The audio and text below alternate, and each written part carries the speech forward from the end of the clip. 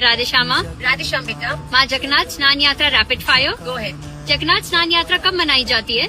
ज्येष्ठ पूर्णिमा वाले दिन जगन्नाथ जी की स्नान यात्रा होती है। इस वर्ष ये 29 को है, यानी कि कल।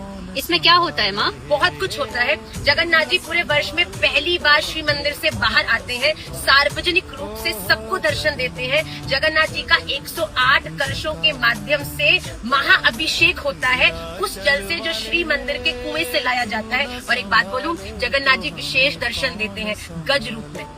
जगन्नाथ रोज कैसे स्नान करते हैं? प्रतिदिन तो दर्पण अभिषेक होता है, जगन्नाथ जी को शीशा दिखाया जाता है और उस शीशे पर अभिषेक होता है, क्योंकि वो दारू ब्रह्म है। यात्रा के बाद जगन्नाथ जी के दर्शन कब होते हैं? यात्रा के बाद क्योंकि जगन्नाथ जी इतना सारा स्नान कर लेते हैं, तो 15 दिन के लिए अनासार में चले जाते हैं, विश्राम में चले जाते हैं। और कुछ लोग कहते हैं कि जगन्नाथ जी इतना नहा लेते हैं तो उन्हें ज्वर आ जाता है। ज्वर के समय ठाकुर जी क्या ग्रहण करते हैं माँ? शीतल पेय ग्रहण करते हैं, चिड़वा आदि, फल आदि। और इस समय ठाकुर जी को कुछ औषधि आदि भी दी जाती है, जिससे वो जल्दी स्वस्थ होते हैं। माँ, जिनका प्रतिदिन दर्शन करने का नियम हो, तो ये 15 दिन दर्शन कैसे होते हैं? श्रीमन महाप्रभु जी ने इसका बहुत अद्भुत मार्गदर्शन किया। महाप्रभु जी का भी नियम था कि वो प्रतिदिन जगन्नाथ जी के दर्शन करते, पर जब जगन्नाथ जी विश्राम में चले जाते तो वो 15 दिन महाप्रभु प्रतिदिन अलारनाथ जाते और वहाँ पर जगन्नाथ जी के दर्शन करते। विरह इतना प्रबल हो जाता कि दंडवत करते तो जिस शिला पर दंडवत किया वो शिला ही पिघल जाती, आज भी उसके दर्शन ना हो।